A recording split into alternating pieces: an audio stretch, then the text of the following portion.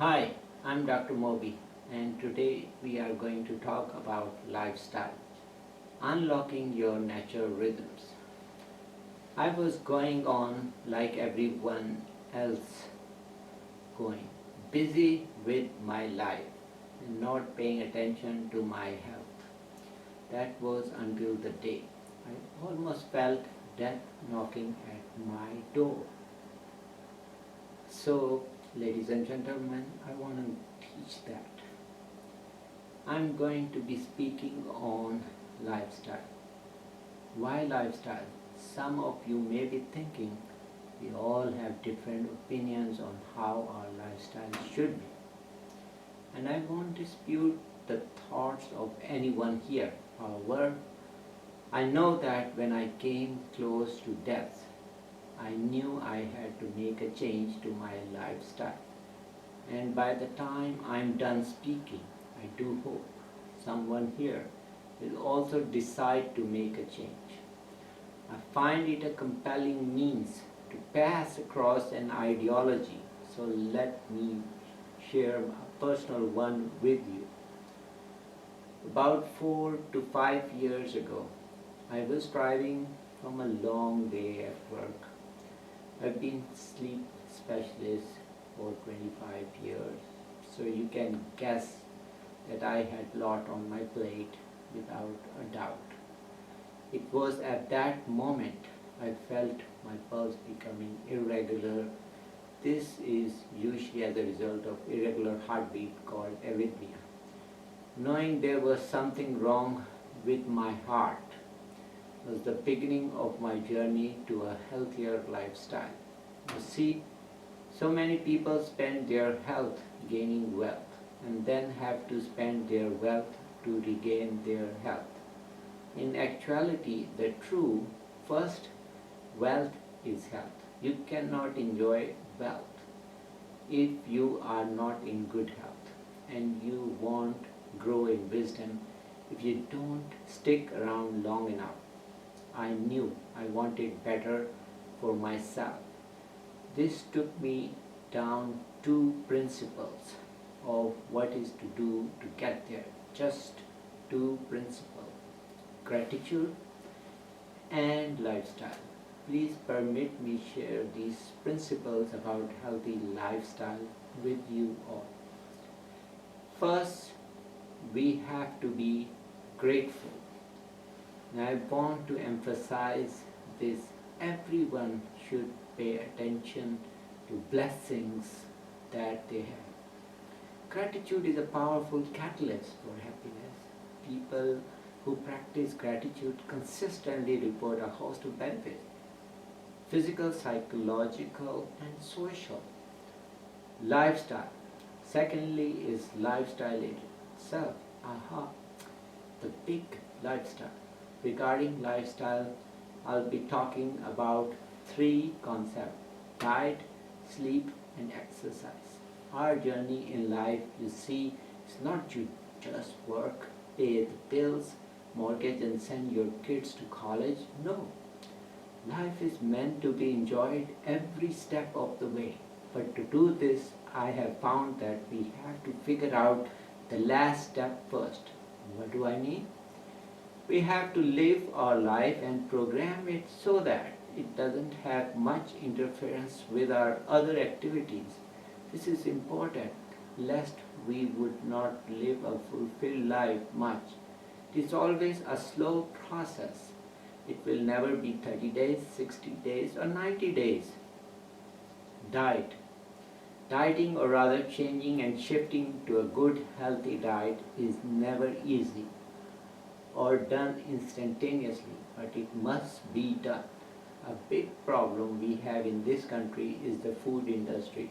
The average American consumes more than 3,600 calories daily, a 24% increase from 1961, and when the average was just 2,880 calories. If we do not regulate this, we would have many issues in future country, because obesity may well become the next epidemic.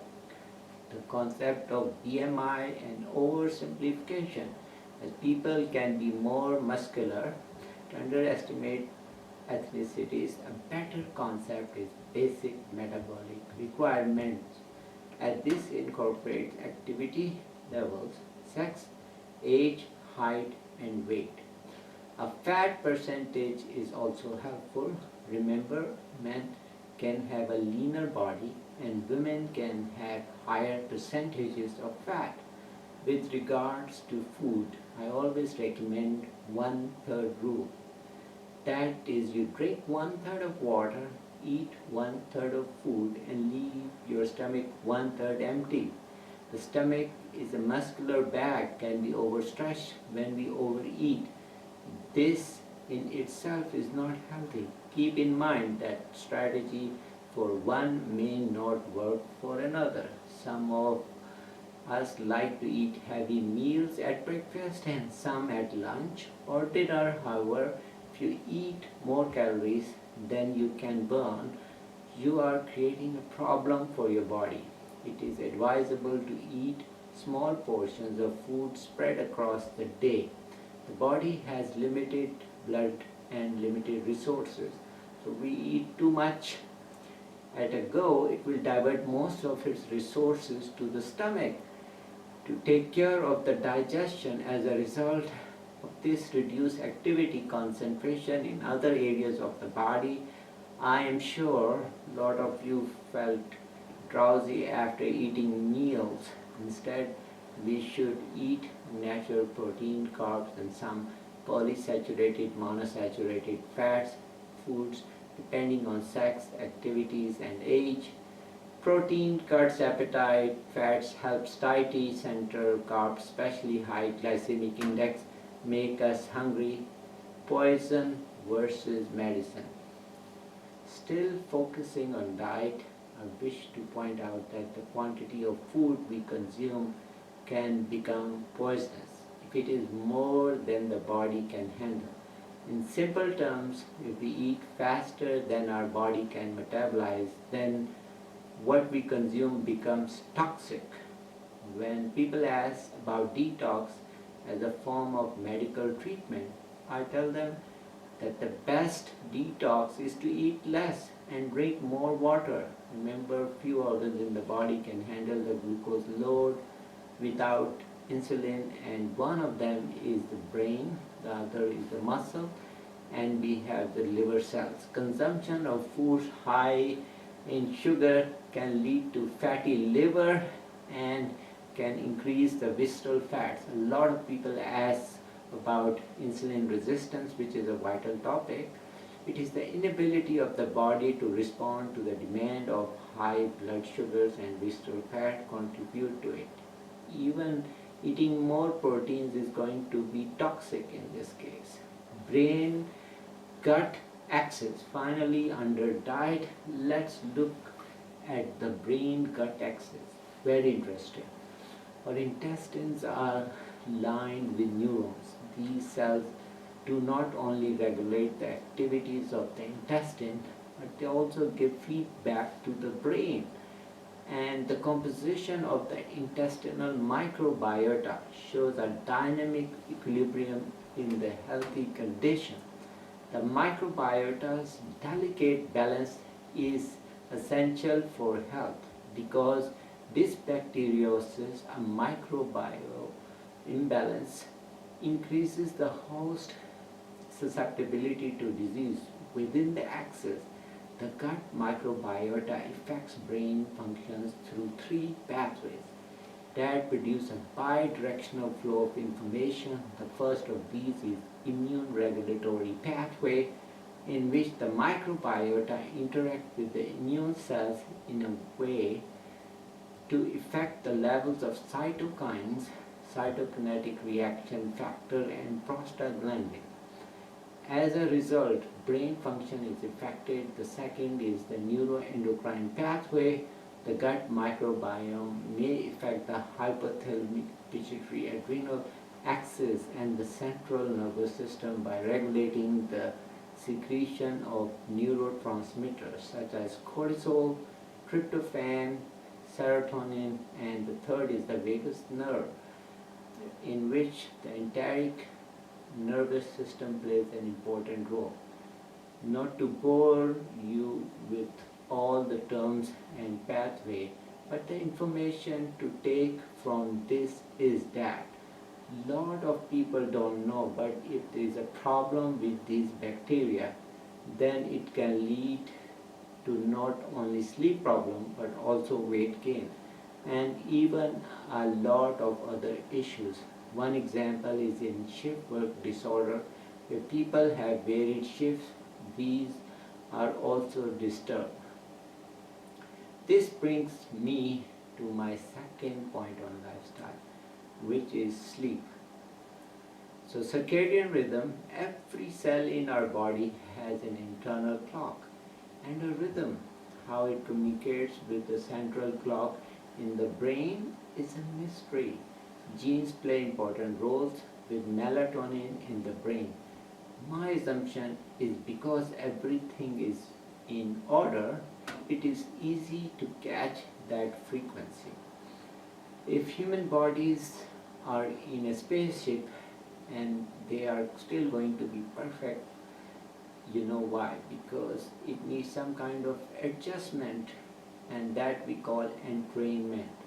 One of the stimuli is sunlight, especially the blue light. You must get up similar time in the morning and go outside to look at the blue sky. There is a reason the sky is blue, and I always tell all my patients to look at the birds and animals. They are not on any medications, but they seek all that positive energy from the sky, and all their body rhythms are normal. Remember that our body rhythms are regulated. There is a time for growth hormone and all other hormones to be secreted and be disturbed if we change that rhythm very frequently. That is the same thing that happens with shift work disorder. It is also very important to realize that even the bacteria that live in our gut have a rhythm to it and follow a circadian rhythm. It is no wonder if people have shift work disorder, they can mess up a lot of their lifestyle and develop metabolic disorders such as insomnia, snoring, and sleep apnea. If these disorders are left untreated, they can worsen cardiovascular health, including hypertension, heart disease, stroke risk, mood disorder, dementia, attention issues, sleepiness, daytime fatigue, and possible sleep divorce. The final aspect of lifestyle I will be talking about exercise. Exercise is very important. You should help your body too by fighting against the incidence of insulin resistance. And I always find exercise helpful, either while working or relaxing. Keep in mind, exercise improves cardiovascular health, reduces dementia risk. I'm unsure if it can help to lose weight unless you create a negative balance of intake. To a lot of patients, when I talk about lifestyle, they refer to joining the gym. This is not really needed, and this is why I put the first step as diet, and then you can accomplish more by incorporating exercise. Walking 30 minutes a day is the very minimum you should do. You can go a notch up further by incorporating meditation into it. I've tried to always incorporate it into my family life, and we make it family affair. Meditate at least 30 minutes a day and see how much positive energy you will have. Intermittent fasting is a great way to improve your metabolism.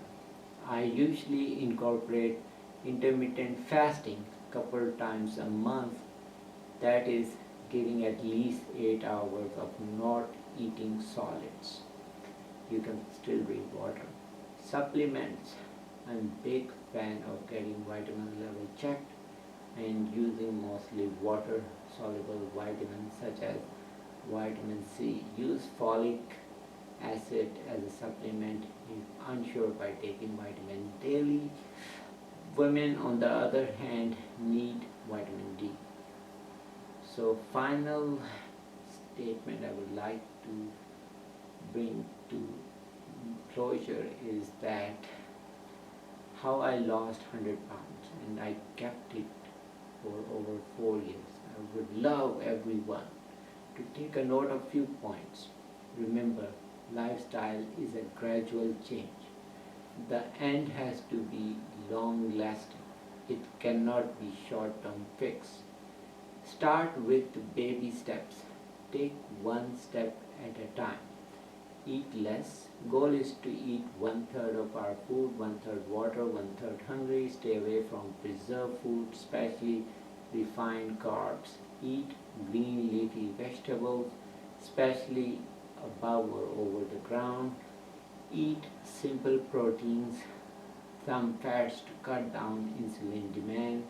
Maintain a healthy rhythm, waking up on time, seeking outdoors, and going to bed on time.